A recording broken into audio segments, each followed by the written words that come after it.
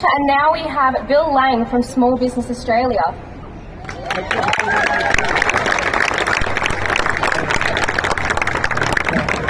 Thank you, Emily.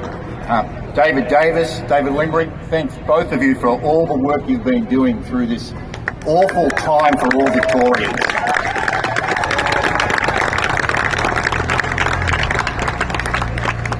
But I also want to thank each and every one of you for coming out here tonight, because you are taking a stand for what it means to be a citizen and to be a Victorian. You know, to see you there with your cameras up, your phones up, spreading the message about what has been going on in this state. It was only 20 months ago that in Victoria we had 500,000 small business families. We had 1.4 million Victorians, just like all of us, that relied upon those small businesses for their living. And then lockdown 1 came. And then lockdown 2 came. And then I started getting phone calls at Small Business Australia from a number of wives telling me that their husbands had killed themselves, that they couldn't go on. This has been a record-setting state performance by the government that we've got. Yeah, Dan Andrews, but it's every Labor politician. They are all in it together. And then there are 3 more, because for many of us, we haven't paid much attention to how politics works in this state or in this country. We've been able to wake up in the morning, go to work, particularly those of us in small business, employ people, serve our customers, pay our taxes, do our payrolls, be the lifters, do the stuff in the middle class that actually keeps society going. We always hear about small business. It's the economic engine room of the economy. Well, a little bit like that young climate activist, you know, blah, blah, blah. What's more important than that is that small business families are the hearts and souls of their local communities.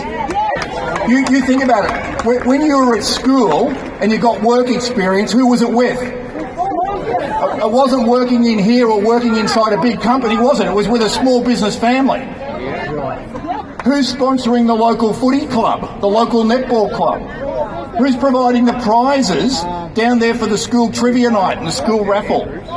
Small business families. And they have paid the biggest price of any group of citizens, not just in Victoria, but in Australia, because they've been left to have to fend for themselves. So there's 3 extra people on top of every Labor politician that are sitting in front of this pandemic legislation. Fiona,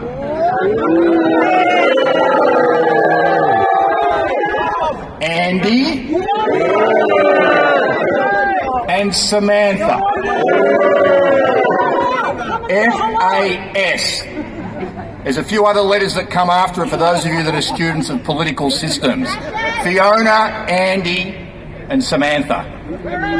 Where are they? That's a very good question. Well, apparently Fiona knows much better than a whole bunch of prominent lawyers and QCs about the impact of this upcoming pandemic legislation that she's been involved with. And she has told them in her little letter that no, they don't know what they're talking about.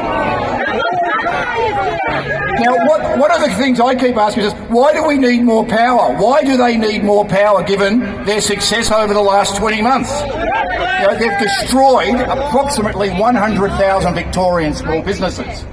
Records have been set. Days in lockdown, most strict restrictions, curfews.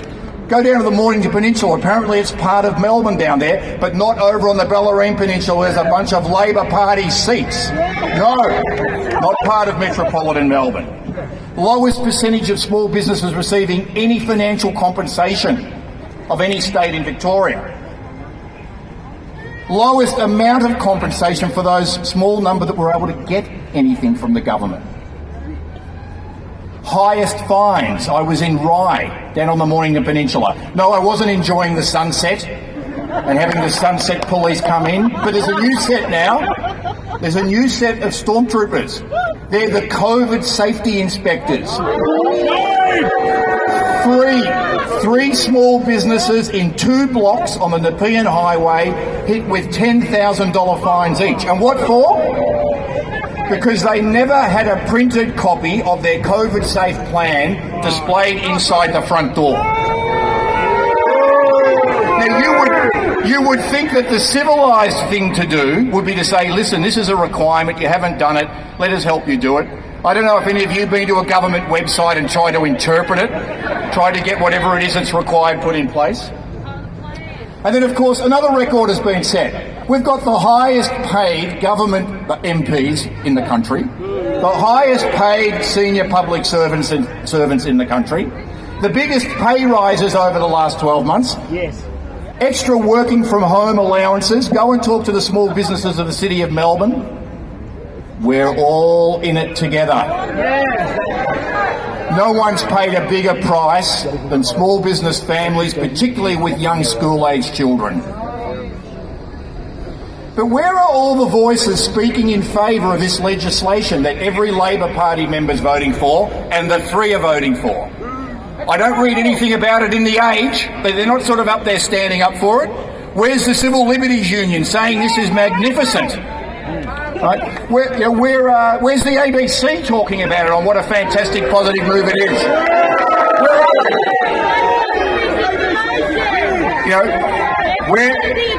We've never been in it together, and it's not our ABC. It's not our ABC.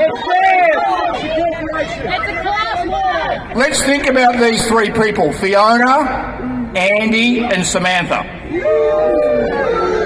Now, I'm in my late 50s, I'm a bit pale, male and stale, but I'm not going to be cancelled. I'm not going to apologise. But I remember listening to AC/DC.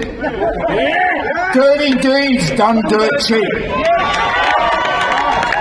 Why is it that the founder of the former Sex Party, now the so-called Reason Party, successfully was able to get a deal done to have the majority of legal sex businesses open throughout the majority of the pandemic?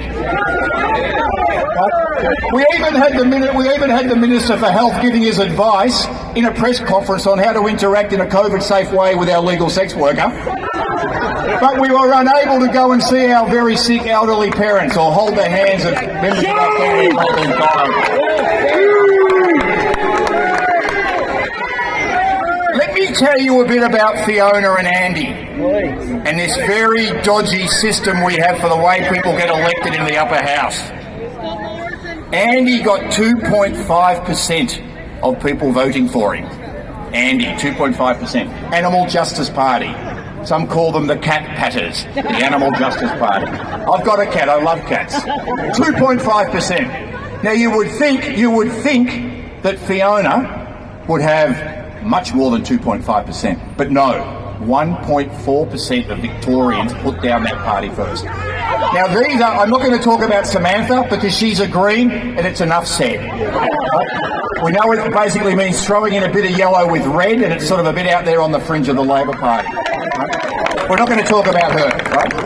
But Fiona and Andy, for everyone here and everyone you know, they are the two people. Just one of them needs to vote against this pandemic legislation because they don't need more power. They've got too much power now.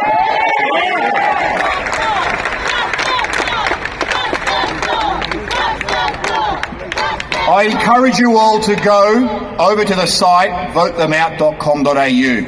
It gives you the action plan, what you can do. You don't have to feel powerless. You're out here tonight, there's other things you can do. But rest assured, if those three, particularly Fiona or Andy, if they vote in this legislation, we will vote them out. Vote them out! Vote them out! Vote them out! Vote them out!